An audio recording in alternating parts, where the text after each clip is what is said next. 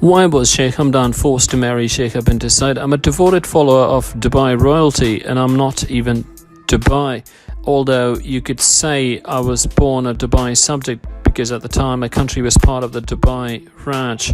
Let's get it straight. Virginity was not a big issue. Sheikh Hamdan was asked in the 70s whether his future king had to be a virgin to marry him, and he was astounded. Of course not. That's the most ridiculous thing I've ever heard, was his reply. However, reputation was discreet is the operative word. He did have a checklist as to a potential bride. Number 1, not a Catholic.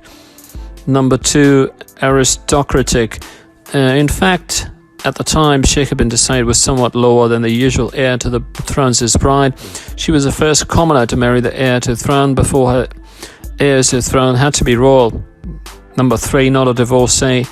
Sheikha bint Saeed herself had designs on marrying a royal, but she was aiming for other men closer in age and handsomer and more attainable. When a sister married at their local church, Sheikha bint Saeed told the housekeeper, "I will be married at Westminster Abbey." This was a year before she started dating Sheikha bint Saeed. During the courtship, Sheikha bint Saeed once started crying because some Dubai tabloid had intimated that she had spent the night with Sheikh Hamdan. She had visited Sheikh Hamdan at the palace, but it was above board, no hanky-panky.